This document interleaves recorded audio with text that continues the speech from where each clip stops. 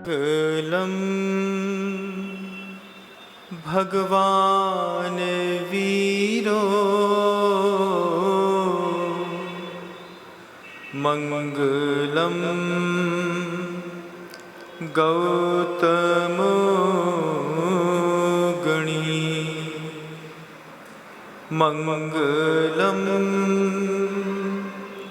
कुंद कुंदार्यो जैन धर्मोस्तु मंगलम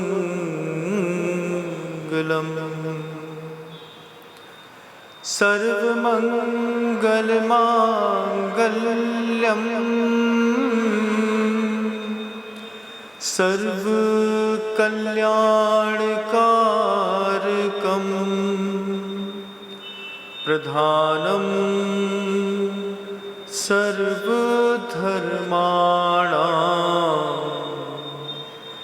जैनम जयतु शासनम वंदे विद्यासागरम।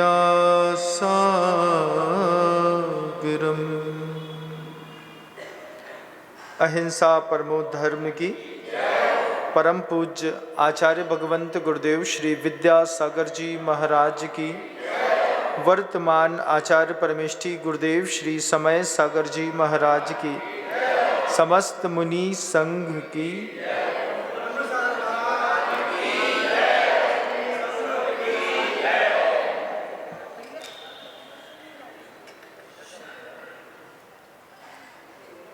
आचार्य श्री जी के समाइक का समय हो गया था। दोपहर के 12 बज चुके थे। नेमावर में अचानक एक गाड़ी उतरी। वो बहुत कोशिश कर रहे थे कि समय पर गुरुजी के पास पहुंच जाएं, 9:30 पौने 10 पे, तो मुनि संघ को आहार देने का मौका तो मिल ही जाएगा। और लेट होते होते गाड़ी ठीक 12 बजे गेट पर लगी। आचार्य श्री जी आवर्त कर चुके थे। बैठ करके नंदीश्वर भक्ति के लिए उन्होंने हाथ जोड़ा और अचानक 10-15 लोग पसीने से बिल्कुल लथपथ, सांस ऊपर नीचे, आप कल्पना करिए यहाँ से टप टप पसीना गिर रहा हो, गुरु जी के पास पहुँचे। आचार्य श्री जी ने हाथ जोड़ लिया था। गुरुदेव भक्ति के लिए शुरुआत कर चुके थे और गेट बंद ही होने वाला था गुरुवर का।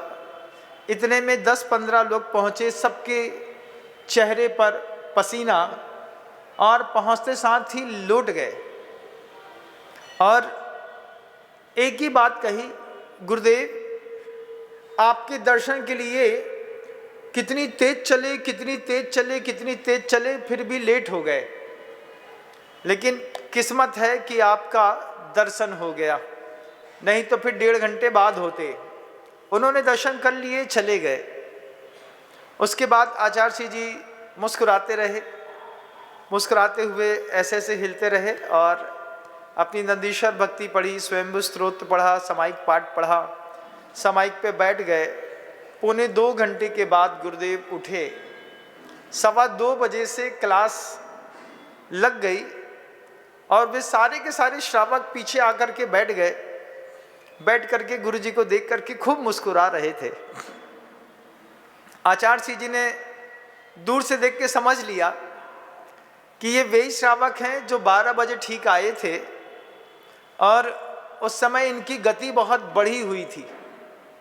1-1.5-2 घंटे में थोड़ा नॉर्मल हो गए। आचार्य श्री जी ने उस बढ़ी हुई गति के ऊपर ही उद्बोधन दे दिया। आचार्य श्री जी कहते हैं, जब आपको पता चले कि ट्रेन अब से 5 मिनट बाद छूट जाएगी और आप ट्रेन के स्टेशन से 20 मिनट की दूरी पर रहते हैं, तो फिर आप क्या करते हैं? गति बढ़ाते हैं, स्पीड तेज करो।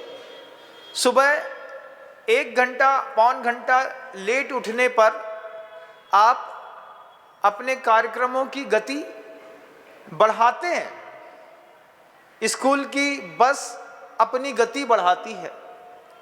रोड में खड़े होकर के दूर से देखिएगा, विहंगम दृश्य देखिएगा। विहंगम शब्द जो है वो पंछियों के ऊपर लगाते हैं। जब कोई चील कौवा बहुत ऊपर से दृश्य देखता है तो उसको विहंगम दृश्य कहते हैं। कभी रोड पे चलते हुए लोगों को विहंगम दृश्य देखिएगा, लोगों में बहुत स्पीड मिलेगी। स्पीड मिलने पर आपको दिखेगा, सोचेंगे, आप सोच सकते हैं इतनी स्पीड में कहाँ जा रहा है। जब समय कम होता है तो इंसान अपनी गति बढ़ाता है। आचार्य श्री जी ने इसी गति बढ़ाने को लेकर के वो बात रखी कि जब आपके जीवन में भी अनित्य दिखने लगे तो आपको अपनी गति बढ़ा लेनी चाहिए।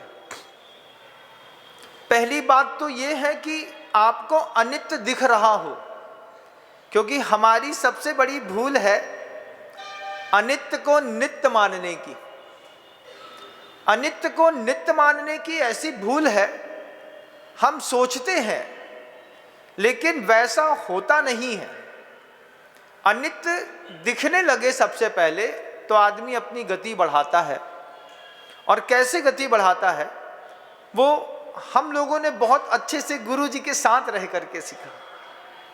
आचार्य श्री जी कहते थे कि अगर आप सोच रहे हैं कि आपका ज्ञान बहुत अच्छा है तो ध्यान रखिएगा वो छायोपसमिक है। हमारे जैन दर्शन में एक शब्द है छायोपसमिक। कल नहीं था, आज है, कल फिर नहीं रहेगा, उसको कहते हैं छायोपसमिक। जब आपको पता चले कि आपका ज्ञान छायोपसमिक है तो फिर आपको अपनी गति बढ़ानी चाहिए। जब तक है तब तक काम कर लेते हैं। एक दिन होता है, आदमी आता है हम लोगों के पास, कहता है महाराज जी आशीर्वाद दीजिए, मेंटल डिसऑर्डर हो गया है, याददाश्त चली गई है, काम करने की कैपेसिटी खत्म हो गई है। ये क्या है? क्षयोपसम जन्य कोई चीजें हैं।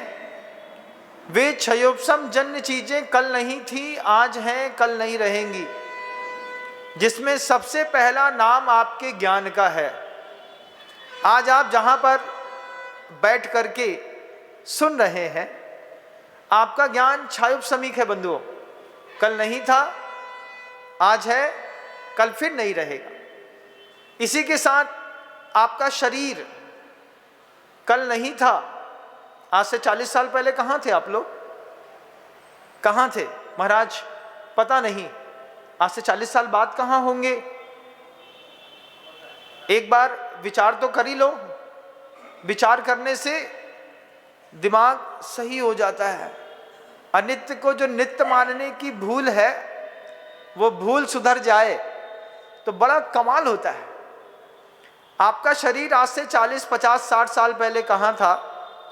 और जितने लोग बैठे हैं इस सभा में और जो सोशल मीडिया से सुनते हैं, उन सबसे मेरा प्रश्न होगा कि आज से 40 साल बाद आप कहाँ होंगे? अगर आपको पता है कि कहाँ होंगे तो कोई बात नहीं, लेकिन अगर आपको नहीं पता कि आप आज से 40 साल बाद कहाँ होंगे तो फिर आपको अपनी गति बढ़ानी चाहिए। कहाँ बढ़ाना महाराज? गति वहीं जहां बढ़ाना चाहिए। आचार्य कहते हैं अपने वर्तमान द्रव्य और अपने वर्तमान गुणों को देख लो, और इसी वर्तमान द्रव्य और वर्तमान गुणों को देखने का नाम पर्याय होती है। द्रव्य होती है, गुण होते हैं और पर्याय होती है। तो वर्तमान में आपके द्रव्य और आपके गुण दिख जाएं, इसी का नाम पर्याय है। तो अभी द्रव्य कैसा है महाराज? संगी पंचेंद्रिय मनुष्य का शरीर मिला हुआ है। इस संगी पंचेंद्रिय मनुष्य के शरीर के साथ अपने गुण भी देख लीजिए कि आपके गुण आपको 40 साल बाद कहाँ लेकर के जाएंगे। आपका ज्ञान क्षयोपशमिक है, आपकी ये देह भी क्षयोपशमिक है। 40 साल बाद कहाँ होगी आपको पता नहीं। ध्यान रखिएगा, आपकी पत्नी भी 40 साल बाद गायब मिलेगी। महाराज हमारी तो गायब ही हो गई, कुछ की ऊपर चली गई होंगी, कुछ की घर चली गई होंगी। तो ये जो अनित्य वस्तुएं हैं, इन अनित्य वस्तुओं में जो नित्य की कल्पना है, शादी हो गई अब हम जीवन भर साथ ही रहेंगे, साथ नहीं रहेंगे, जब मर्जी आएगी छोड़ करके चलते बनेंगे, ये सबके साथ अकाट्य सत्य निकलता है। तो ज्ञान अनित्य है, आपका कुल भी अनित्य है बंधु। अगर हम सोचते हैं कि हम जीवन भर इसी कुल में बने रहेंगे, ये कुल अगली पर्याय में भी मिलेगा, तो वैदिकों के यहाँ तो संभव है, लेकिन जैनों के यहाँ नहीं। हमारे यहाँ सूत्र है, निःशील व्रतत्वम च सर्वेषाम। बिना सील और बिना व्रत के चारों गतियों में से जीव कहीं भी जा सकता है। आपका नाश नहीं होगा ये तो ठीक है, लेकिन आपकी सत्ता बची नहीं रहेगी। आचार्य जी मनोहर शब्दों में इस बात को बीच में रख रहे थे। जनता बहुत ध्यान से सुन रही थी कि मेरा ज्ञान क्षयोपशमिक है, मेरा कुल क्षयोपशमिक है, आज है कल नहीं रहेगा। मेरा शरीर भी क्षयोपशमिक है, आज है कल नहीं रहेगा। आपकी पत्नी भी क्षयोपशमिक है, आज है कल नहीं रहेगी। आपका धन भी क्या है, स्थिर नहीं है, वो भी क्षयोपशमिक है। कल नहीं था, आज है कल नहीं रहेगा। जब आपको अनित्य दिखने लगे, जब आपको लगे कि बस ट्रेन अब छूटी की तब छूटी, तो आदमी जैसे अपने जीवन में गति बढ़ाता है, ऐसे ही अगर आपको इस बात का एहसास होने लगे कि ये पर्याय कभी भी छूट जाएगी, जब आप धीरे धीरे ओवर एज हो जाते हैं, अंदर से भासती है वो बात, अंदर से आता है, भैया इतने सारे लोग हार्ट फेल में मर गए, एक आध दिन हमको भी आएगा, हम भी मर जाएंगे। कोई अजर अमर जैसा सोच करके तो बैठा ही नहीं है। आप लोगों ने भी नहीं सोचा होगा कि हम अजर अमर है, और मृत्यु उसका कोई अपवाद नहीं है। दिक्कत तो ये है, ऐसा भी नहीं है कि मृत्यु किसी को ना खाती हो, वो सर्वभक्षी है।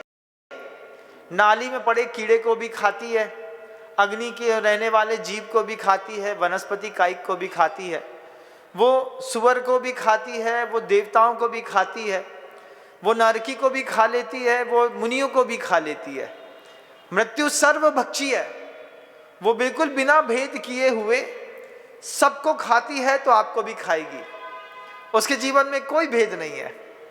अब आप अनित्य देख लीजिए, अनित्य में नित्य मानने की जो भूल है, ये भूल जिन शासन की सबसे बड़ी भूल है। हम लोगों ने गुरु जी के साथ रह कर के ये बात बहुत गहराई से समझने की कोशिश करी। आज भी साधना के इस पड़ाव में पुरुषार्थ लगातार उसी का चलता है कि कोई भी चीज़ है वो क्षयोपशमिक है, ये बात तय कर लीजिए। अगर हम क्षयोपशमिक है ये बात तय नहीं कर पाए, तो हमारी विचारधाराओं में सांख्य या बौद्ध मत आ जाता है। भैया जब तक जो होना होगा हो जाएगा। हम चार्वाक भी नहीं है जो हम ये कहें कि पीत्वा पीत्वा पुनः पीत्वा यावत पतति भूतले, पुनरुत्थाय वै पीत्वा पुनर्जन्म न विद्यते। हम ऐसी धारणा वाले लोग भी नहीं है। चार्वाक एक हमारे यहाँ मत हुआ है, उसका नाम चारु वाक था। चारु का मतलब सुंदर, वाक का मतलब बोलने वाला। वो भी बहुत सारी बातें कहता था। वो कहता है पीत्वा पीत्वा पुनः पीत्वा। क्या पीत्वा? जो पीत्वा वही पीत्वा। कितना पीत्वा? पीत्वा पीत्वा पुनः पीत्वा यावत पतति भूतले। जब तक जमीन में गिर ना जाओ तब तक क्या करो? पियो। पुनरुत्थाय वै पीत्वा। गिर जाओ, खड़े हो जाओ, दोबारा, बस जल्दी, ऐसा ऐसा करता है, ऐसा ऐसा करके खड़ा होकर के आंख मिच मिची आके देखेगा। वो एक माइकल था ना, पिक्चरों में आता था, ऐसा करता था। पुनरुत्थाय वह पीत्वा, फिर पियो, पुनर्जन्म न विद्यते। क्योंकि उसने ऐसे सिद्धांत उपदेश सूत्रों का प्रतिपादन किया। उसके फॉलोवर्स भी उसके समय पे होंगे, आज नहीं है। आज चारवाक का एक भी ग्रंथ उपलब्ध नहीं है। आज चारवाक को मानने वाला एक भी व्यक्ति उपलब्ध नहीं है। चारवाक के एक भी अनुयायी उपलब्ध नहीं है। लेकिन सिद्धांत सूत्र, उसके उपदेश सूत्र रखे हुए हैं। हम वो भी नहीं है। हमको समझाया जा रहा है बार बार कि अगर लगे कि वक्त कम है तो स्पीड तेज करो। ट्रेन पकड़ना हो, अच्छी गति पकड़नी हो, अच्छे भाव पकड़ने हो, पुण्य पकड़ना हो, लगे कि वक्त कम है तो स्पीड तेज करो। जैसे वे श्रावक स्पीड तेज करके आचार्य जी के पास तक आ गए, ऐसे आप सब महानुभाव भी अपनी स्पीड तेज करो। क्योंकि ज्ञान शाश्वत नहीं है, कुल शाश्वत नहीं है, बल भी शाश्वत नहीं है। शरीर के अंदर 18 साल की उम्र में जो वेग था, क्या 72 साल की उम्र में भी वही वेग है? पूछिएगा अपने आप से। नहीं है महाराज। शरीर तो हमारा है, लेकिन जैसे जैसे वो वार्धक्य को प्राप्त होता है, वैसे वैसे वो नए अनुभव दिखाता है। आज शरीर में पांचों इंद्रियां हैं और पांचों की पांचों इंद्रियों की बैटरी बिल्कुल डाउन। आंख, एक चश्मा लगा लो, दिन का अलग, रात का अलग, धूप का अलग और छाया का अलग, उसके बाद भी सही नहीं दिखता। बैटरियां पांचों की पांच बैटरियां, जब होती ना मोबाइल का बैटरी बैकअप देने वाला, वो क्या होता है उसको, बैकअप ही कहते हैं ना उसको, चार्जर, उसमें भी 5 बैटरियां लगी रहती हैं। एक बार खोल के दिखाया किसी ने, तो 5 बैटरी लगी थी। तो हम भी देख रहे थे और गुरुजी भी देख रहे थे। तो उन्होंने कहा इसकी भी 5 बैटरियां हैं और इसमें भी 5 बैटरियां हैं। स्पर्शन, रसना, घ्राण, चक्षु और कर्ण, इन 5 की 5 इंद्रियों की बैटरियां बढ़ती उम्र में डाउन हो जाती हैं। एक जमाना था जब ठेले में खड़े होकर के फुल्की खाते थे 10-20 रुपए की, तो बच्चे बहुत अच्छे से पच जाती थी। उसके बाद टैलेंट दिखाते होंगे। एक मिर्ची वाली फुल्की आप लोग ने जरूर खाई होगी बचपन में। उसमें क्या है, सिर्फ मिर्ची डालना भैया, और एक बार खा करके उसका भी कमाल दिखाया होगा, पच जाती थी।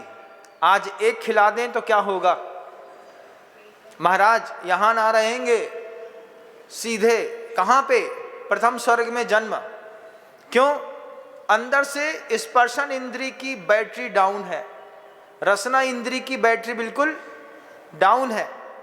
कल गुरुदेव वर्धमान सागर जी महाराज श्री जी से दर्शन करने का उनका सौभाग्य, उनके दर्शन करने का हम लोगों को सौभाग्य प्राप्त हुआ। वहाँ पर साथ में ही साधु संघ की आहारचर्या हो रही थी। एक वृद्ध महाराज थे, बढ़िया दलिया दूध में घोल करके धीरे धीरे पी रहे थे। तो हमने कहा, अपने आप से कहा, हमने कहा तुम्हारा भी दिन आएगा जब तुम ये दलिया पी करके काम चलाओगे। क्यों? क्योंकि रसना इंद्री की भी बैटरी डाउन है, स्पर्शन इंद्री की बैटरी डाउन है, नेत्र इंद्री की बैटरी डाउन है, कर्ण इंद्री की बैटरी डाउन तो है, लेकिन दिक्कत यह है कि उल्टी है। बोलो कुछ और तुमको समझ में कुछ आता है। ये तुम्हारे साथ एक और बड़ी दिक्कत है। हम बोलेंगे आम, तब तुम, अब जैसे मान लो, देखो उदाहरण दिखाता हूं। देखो, हमने कहा अपने अपने दिमाग में एक घड़ा के बारे में विचार करिए। एक घड़े के बारे में विचार करो, सबको अपने अपने आंख बंद करके। आप सबने एक घड़ा देख लिया ना? अब बहुत अच्छे। अब बताइए कितने लोग हैं जिन्होंने सोने का घड़ा देखा? एक आध आदमी निकला जिसने सोने का घड़ा देखा, नहीं तो मैक्सिमम लोगों ने मिट्टी का छोटी सी गगरिया देखी होगी आंखें बंद करके। हम बोलते हैं कुछ, तुम सोचते हो कुछ, तो क्या घड़ा सिर्फ मिट्टी का होता है?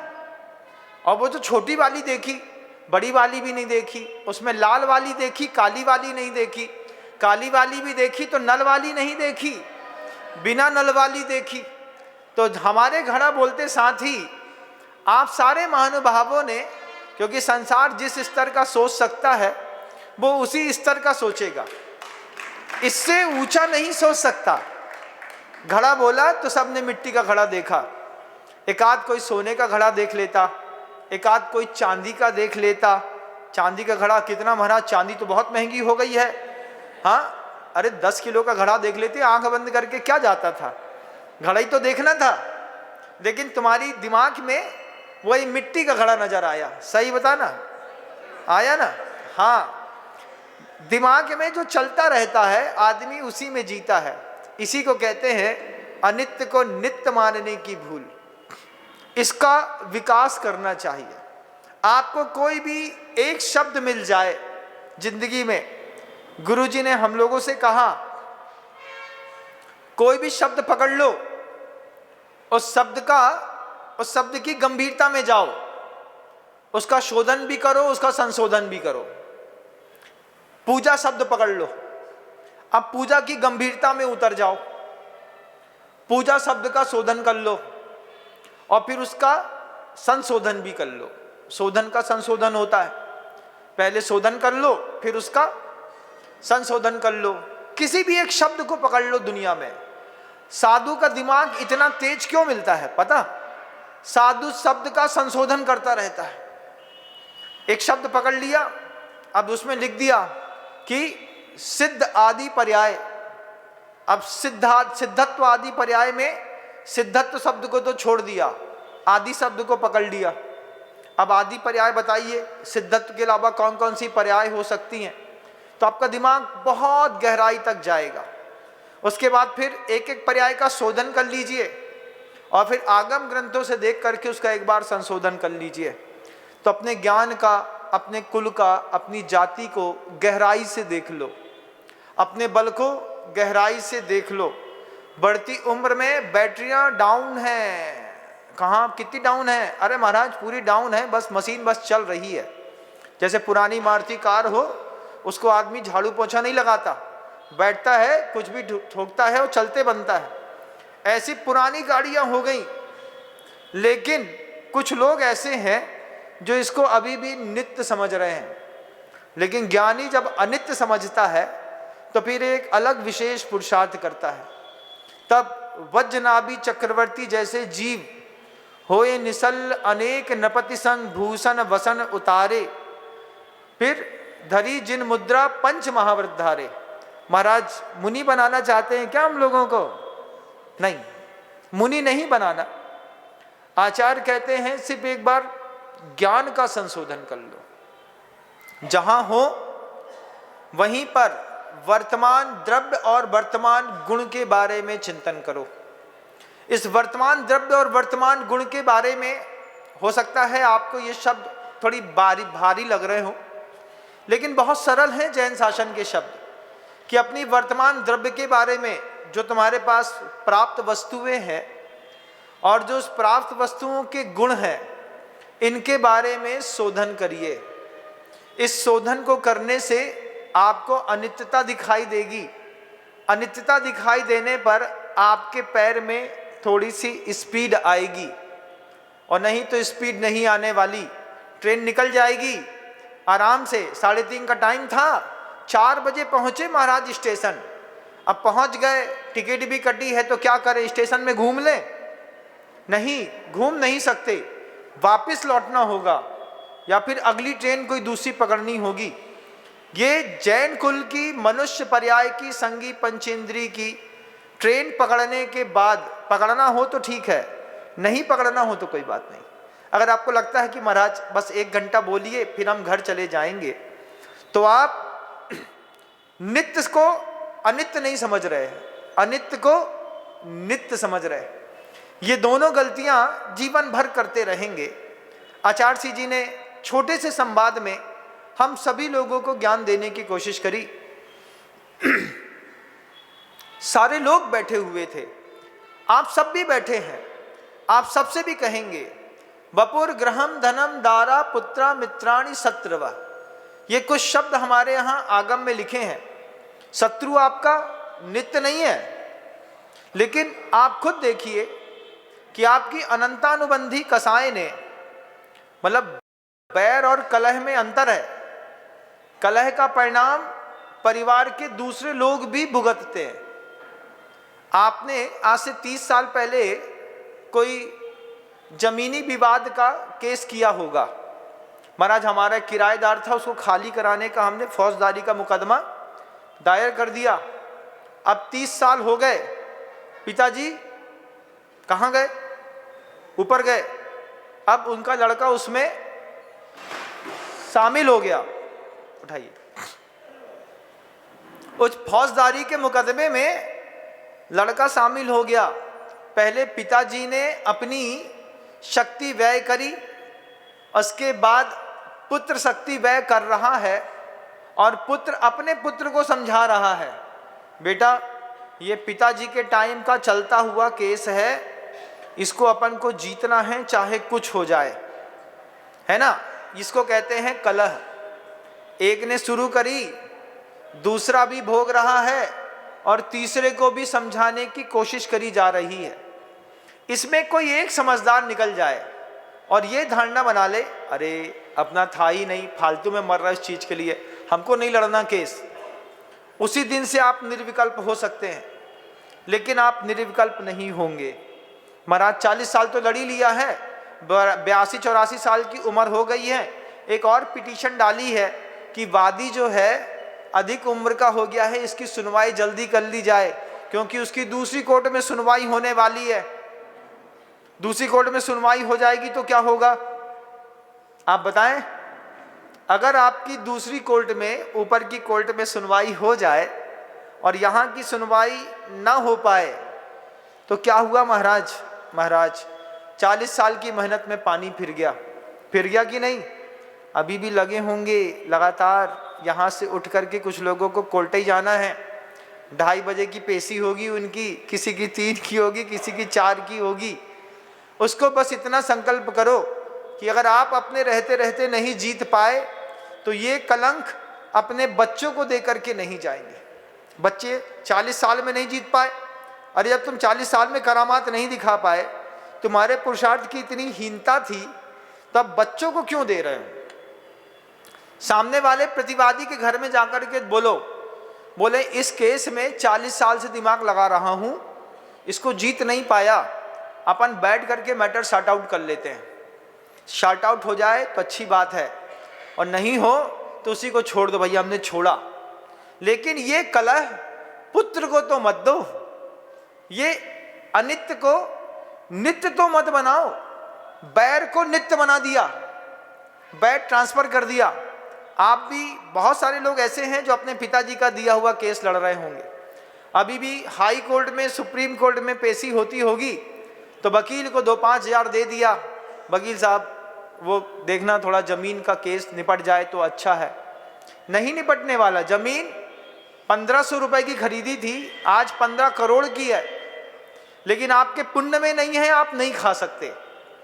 अपने छायोपशमिक पुण्य को सही समय पर सही जगह पर उपयोग कर लीजिए महानुभावों, है ना, और नहीं तो फिर पर्याय छूटने वाली है। अनित्य को नित्य समझने की गलती मत करिए। आपका शरीर अनित्य है, पत्नी अनित्य है, धन अनित्य है, कुल अनित्य है, घर नित्य है। चिड़िया उड़ कबूतर उड़ चल रहा है क्या है महाराज? चिड़िया उड़ कबूतर उड़, तो क्या पर्याय अनित्य है। उसके बाद उंगली धरी पत्नी अनित्य है, फिर उंगली धरी घर अनित्य है, शरीर का बल अनित्य है, जाति अनित्य है, कुल अनित्य है। महाराज ये तो अच्छी खेल सिखाया, अब नित्य और अनित्य का खेल बच्चों को सिखा दीजिए। चिड़िया और कबूतर उड़, उसके पहले आगम ग्रंथ धरना पड़ेगा, पहले उसको बताना पड़ेगा कि नित्य किसको कहते हैं और अनित्य किसको कहते हैं। बताने से पहले खुद को समझना पड़ेगा। हम नित्य को समझते हैं कि नहीं समझते? समझते हैं महाराज। एक इस शाश्वत जो आत्मा है, इसके अलावा जितना भी संयोगत संबंध है, ये सब अनित्य है बंधु। कितना भी अच्छा गोरा साफ सुथरा चेहरा दिख रहा हो, इसमें झुर्रियां पड़ने में ज्यादा वक्त नहीं लगता। एक बुखार आने दो, और बुखार कई बार क्या होता है, बुखार अपना ताप छोड़ करके शरीर में चला जाता है। कभी यहाँ पर एक फोड़ा हो जाएगा, एक फुंसी यहाँ हो जाएगी, कई बार चिकन पॉक्स निकल आती हैं, स्मॉल पॉक्स निकल आती हैं। एक बार निकलने तो दो, फिर देखना अपना चेहरा। फिर उसके बाद प्राइमर से लेकर के पुट्टी तक जितनी दीवार में लगती है, इतनी पूरी मुंह में लग जाएंगी। उसके बाद भी एक सांवला सा काला काला काला काला दिखाई देता रहेगा, क्योंकि पर्याय भी अनित्य है, जवानी अनित्य है। दुनिया सराय फानी देखी, यहाँ हर एक चीज आनी और जानी देखी। जो जाक आकर भी ना जाए ऐसा बुढ़ापा देखा, जो जाकर भी ना आए ऐसी जवानी देखी। एक बार निकल गई, लौट के नहीं आती। तो अपने परिवार वालों को भी इस बात की थोड़ी सी जानकारी दीजिए। किसी भी चीज में घर में झगड़ा हो रहा हो, उससे भी बोलना अनित्य है।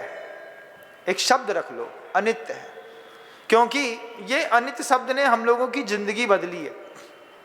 हम लोग गुरु जी के पास जब पहली बार गए, आचार्य जी से नमोस्तु करके व्रत ले लिया। व्रत लेने के बाद आचार्य जी ने अच्छे से ऐसा आशीर्वाद दे दिया, बहुत बढ़िया बहुत बढ़िया बहुत बढ़िया, आशीर्वाद ले लिया। फिर एक आध महीने बाद गुरु जी के पास जाकर के पूछा, गुरु जी वो जब पहली बार हम व्रत लेने आए थे, आपने आशीर्वाद दिया था, उस आशीर्वाद में आपने क्या दिया था? पूछ लिया। आचार्य जी मुस्कुराने लगे। अब सब लोग बैठे थे तो गुस्सा भी नहीं हो सकते थे, अकेले में होते तो डर लगता। सबके सामने पूछा कि वो जब पहली बार आपके पास आए थे और आपने ऐसा ऐसा करके आशीर्वाद दिया था, उस आशीर्वाद में आपने क्या दिया था? आचार्य जी तो पहले ऐसे देखे, फिर देख करके बोलते हैं, मैंने आशीर्वाद दिया था तुम्हारा सर्वनाश हो। अब आचार्य जी ने बोल तो दिया, क्या बोल दिया? कि तुम्हारा सर्वनाश हो। अब जैसे ही सबने सुना तो सब बिल्कुल सटके में आ गए। अगर मैं आपको आशीर्वाद दे दूं तो नहीं महाराज, हम अपने सामने पर्दा लगा लेते हैं, हमको इरंटी विरंटी बांध लेते हैं, हमको आपका आशीर्वाद नहीं चाहिए। लेकिन गुरुदेव ने इतने स्नेह से कहा, बोले पहली बार जब तुमने मुझसे आशीर्वाद मांगा था, उसी वक्त मैंने कहा था तेरा सर्वनाश हो। ये सर्वनाश शब्द अपने आप में बहुत कीमती है। जब हम लोगों ने बाद में चिंतन किया तो आचार्य जी के 1000 बार पैर पड़े कि गुरुदेव इतना मंगलमय आशीर्वाद दिया कि हमारा सर्वनाश हो, हमारे ज्ञानावर्णी कर्म का सर्वनाश हो, हमारे दर्शनावर्णी कर्म का सर्वनाश हो, हमारे गोत्र कर्म का सर्वनाश हो, अंतराय का सर्वनाश हो, हमारी नरक गतियों का सर्वनाश हो, हमारी देव की पर्याय का सर्वनाश हो, किलविस जाति की पर्याय का सर्वनाश हो, मनुष्यों की 10 लाख योनियों का सर्वनाश हो। क्या कितना सुंदर आशीर्वाद। कभी आप भी दे देना बच्चे को, बेटा तेरा सर्वनाश हो। बोले पिताजी क्या बोल रहे, इतना अच्छा आशीर्वाद है, कितना अच्छा आशीर्वाद है। नर नारक आदि जो विभिन्न पर्याय इस जीव की घटित हुई थी, गुरु की कृपा लगी, गुरु जी ने आशीर्वाद दिया, बेटा तेरा सर्वनाश हो। जैसे ये बात कान में समझ के बात गई, बिना समझ के गई, तब तो ऐसा देख रहे थे, ए आचार्य जी बोल रहे सर्वनाश हो, कैसी बात कर रहे हैं। लेकिन जब बात समझ में आई कि गुरु ने पहली बार शिष्य को देख करके और हाथ हिला करके अंतर्भाव से एक तो दूर से आशीर्वाद दे दें और किसी के सिर पे रख करके आशीर्वाद दे दें। हम लोग तो उसमें शामिल हैं, सारे मुनिराज हमारे सिर में रख करके आचार्य ने आशीर्वाद दिया, तू भस्म हो जाए, तेरा सर्वनाश हो। ये दीक्षा के दिन मिला था सन 2004 में, जब गुरुजी ने सिर पर अपने हाथ से स्वास्तिक बनाया, गंधोदक लगाया, सर्वनाश की तैयारी करी, उसके बाद अपना हाथ रख करके कह दिया तेरा सर्वनाश हो। ये दुनिया के लिए बड़ा विचित्र आशीर्वाद है, लेकिन हम लोगों के लिए सबसे अच्छा आशीर्वाद है। भगवान हमारे गुरु ने प्रार्थना करी हमारा सर्वनाश हो। जितनी कसाय, ईर्ष्या, द्वेष की पर्याय जीवन में घटित हो रही हैं, सबका बोलो ना सर्वनाश हो। महाराज ईर्ष्या का सर्वनाश हो, मेरे राग का सर्वनाश हो, द्वेष का सर्वनाश हो, अनंतानुबंधी प्रत्याख्यान अप्रत्याख्यान संजुलन कसाय का सर्वनाश हो। भगवान आशीर्वाद दो ना एक बार हमारा सर्वनाश हो। कभी जा करके किसी साधु से बोलना, गुरुदेव आशीर्वाद दीजिए मेरा सर्वनाश हो, एक बार बोलो। और किसी साधु को अगर बात समझ में आ जाए और हाथ उठा करके सही में दे दे, जा बेटा तेरा सर्वनाश हो, तो फिर क्या होगा? उसके बाद तुम्हारे मन के अंदर केवल ज्ञान की ज्योति जगेगी। उसके बाद तुम्हारे अंदर तीर्थंकर की पर्याय घटित होगी। बातें सुनने में उल्टी, खाने में मीठी। हमारे साथ भी हुआ, बीना बारा में थे वो गांव देहात के लोग। 2005 में नई नई दीक्षा हुई और गांव में ले जाकर के आचार्य सिंह ने पहला चातुर्मास करा दिया। अब वहां पर एक महिला आ गई, बिल्कुल करिया। करिया शब्द क्यों बोल रहे हैं महाराज? क्योंकि जब तक करिया नहीं बोलेंगे तब तक आप करिया समझेंगे नहीं। तो बिल्कुल काली आ गई, गांव देहात की महिला थी, काले काले मोटे मोटे हाथ, उसमें सोने के मोटे मोटे कंगन। अब वो हाथ से ज्यादा कंगन चमके तो हाथ और डार्क हो जाए। उसके बाद डिब्बा खोला चौके में, लो महाराज खा लो। हमने कहा क्या खा लो? देखा कि गुलाब जामुन बना के लाई है। अब गुलाब जामुन तो कोई दिक्कत नहीं, वैसे तो वो बहुत अच्छे लगते हैं, लेकिन गुलाब जामुन जब भसक जाएं और उसका दाना दाना उसी के पानी में छितराता हुआ मिले तो फिर बेकार लगते हैं। अब वो उसके गुलाब जामुन भसक गए। अब भसके हुए गुलाब जामुन हाथ से उठाए उसने, हमने कहा नहीं चलेगा, चम्मच से। फिर हमने सोचा बनाया तो इसने अपने हाथ ही से होगा, क्योंकि दुनिया में ऐसा कोई आदमी नहीं है जो भोजन में महिला के हाथ का मैल ना खाता हो। दुनिया में कोई आदमी ऐसा नहीं है। जब महिलाएं घर के अंदर आटा गूंथती हैं, आटा गूंथने के बाद उनके हाथ देखना, जितना लगा रहता है ना, सब वो आटे में लगा करके बेल करके बढ़िया परथन लगा के पति के मुंह में डाल देती हैं, बोले खा लो तुम। दुनिया में हर इंसान महिलाओं के हाथ का मैल खाता है, हर इंसान, कोई नहीं छूटा इससे, साधु भी नहीं छूटा। ये इसलिए जो विवेकवान महिलाएं होती हैं वो आटा गूंथने से पहले गर्म पानी से अपना हाथ धोती हैं। गर्म पानी से पहले तो अच्छे से धो लो, थोड़ा सा बेसन से हाथ धो लेने पर हाथ का मैल निकल जाता है, फिर गर्म पानी से हाथ धो करके आटा गूंथती हैं। लेकिन आपकी यहाँ की महिलाएं बहुत अच्छी हैं। वे क्या करती हैं कि जो लौकी छीलने के बाद जो पानी बचा था ना, उसी में ऐसे ऐसे उंगली डालेंगी, फिर अपनी साड़ी में ऐसा पोंछेंगी, उठाएंगी आटा गूंथ करके। क्या है बोले अपने पति को तो खिलाना है, 2 4 5 साल कम भी जिएगा तो क्या दिक्कत की बात है, खिला दो। तो सारी महिलाएं अपने पति को खिलाई देती हैं, और क्या क्या कर देती होंगी भगवान मालिक है। लेकिन कम टू द पॉइंट, वो महिला आई, वह हमसे कहती है रसगुल्ला खा लो। हमने कहा भसक गए हैं, हमसे ना खाए जाएंगे, तुम्हारे हाथ से तो बिल्कुल ना खाए जाएंगे। छोटे थे उस समय, 2005 की बात थी। बड़े प्यार से कहती है महाराज सूरत में मत जाओ, गुणों में जाओ, गुणों में जाओगे तो अच्छा लगेगा। अब जब कोई हमको आहार कराते में ज्ञान दे बैठा, अब ज्ञानी तो दुनिया भर के हैं, उन्हें आहार करते करते में ज्ञान दिया सूरत में मत जाओ, गुण में जाओ। हमने ले लिया। हमने कहा भैया जब ज्ञान मिल गया है तो लड्डू रसगुल्ला भी दे दो। तो रोटी में लगा के खाया तो इतना मधुरिम था, कब सटक गया पता नहीं चला। एक चला गया, फिर दूसरा चला गया, तीसरा चला गया, चौथा चला गया, पांचवा चला गया, छठवें में शर्म आई। हमने कहा महिला सोचेगी कि ये पूरे ही खा लेंगे क्या, तो हमने कहा नहीं चाहिए। तो फिर वो फिर ज्ञान देती है, शर्म ना करो, मोक्ष मार्ग में शर्म नहीं करने पड़े, एक और खा लो। हमने कहा ये भी ठीक है।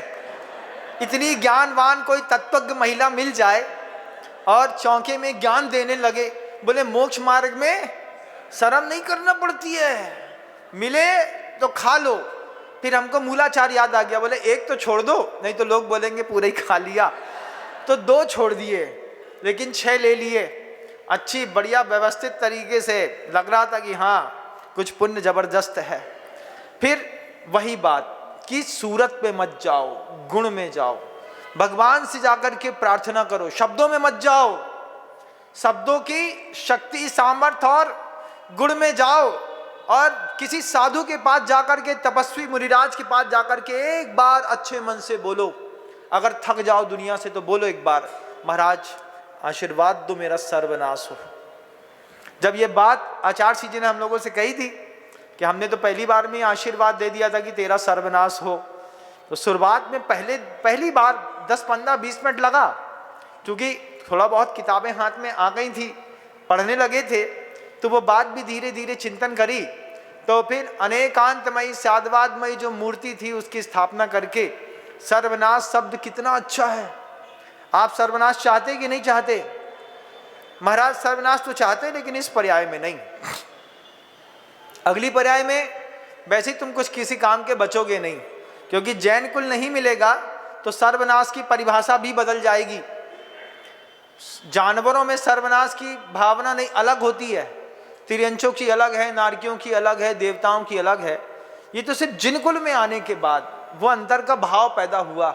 आचार्य श्री जी ने जो शब्द कहा कि मैंने तो पहली बार में अपने हर शिष्य को आशीर्वाद दिया है, जा बेटा तेरा सर्वनाश हो। और हर शिष्य ने गुरु के इस आशीर्वाद को माथे ऊपर रखा है कि मेरे गुरु मेरे लिए प्रार्थना करके गए हैं कि मेरा सर्वनाश हो। अब उस सर्वनाश के लिए जितनी भी साधन सामग्रियां हैं सब गुरु ने दी। बेटा उपवास करना, प्रायश्चित करना, तेरा सर्वनाश होगा। विनय रखना, तेरी ईर्ष्या का, कसाय का, मान का, मत्सर का, अहंकार का सर्वनाश होगा। साधन देकर के भी गए गुरुदेव कहकर के गए कि प्रायश्चित करना, विनय करना, वैयावृत्ति करना। वैयावृत्ति करने से तेरी दुर्बलता का सर्वनाश होगा, क्योंकि हीन सैनन है। जरा सी बात में छींक आए तो रुके नहीं, खांसी आए तो जाए नहीं, लेके जाए, है ना। तो ऐसी खांसी भी ना चाहिए भैया गले में कि आए तो लेके चले जाए। क्या चाहिए? वैयावृत्ति करना। बद्ध बसम नाराज सैनन मिलेगा, हीन सैनन का सर्वनाश होगा। प्रायश्चित, विनय, वैयावत, स्वाध्याय करना, अज्ञान का सर्वनाश होगा। ध्यान करना, कर्मों का सर्वनाश होगा। बेटा करना, तेरे को साधन दे दिए, सर्वनाश होगा तेरा। तेरे को आशीर्वाद है हमारा। बाहरी तप करना, अनशन करना, तेरी अंदर की शक्ति का विकास होगा, अशुभ कर्मों का नाश होगा। अनशन, अवमौदर्य, वृत्ति परिसंख्यान, रस परित्याग, विविक्त संयासन, काय क्लेश, बाह्यम तपह करना बेटा, सर्वनाश होगा, निश्चित होगा। भगवान से जाओ, वेदी के सामने खड़े हो, एक बार अंतर मन से खुद बोलो, प्रभु दो ना आशीर्वाद, मेरा भी सर्वनाश हो। क्योंकि मोक्ष मार्ग में जब सर्वनाश होता है तो ऐसे नहीं होता कि हमने मांगा और आज ही हम सब मिट करके राख हो जाएंगे। सबसे पहले मिथ्यात्व का जब सर्वनाश होता है और सम्यक्त प्रकृति उदय में आती है, तो सम्यक्त प्रकृति अपना पुण्य वैभव पहले तुमको अनुभूत कराएगी। सम्यक दृष्टि का पुण्य वैभव मिलेगा। सम्यक दृष्टि का पुण्य वैभव क्या होता है महाराज? ओजस, तेजो, विद्या, वीर, विजय, विभव, सनाथा, महाकुला, महार्था, मानव तिलका, भवंती दर्शन पूता। आप बड़े बड़े लोगों को देखिए, देश के गणमान्य भामाशाह अशोक जी पाटनी को देखिए, एक सम्यक दृष्टि की क्या गजब की पहचान है।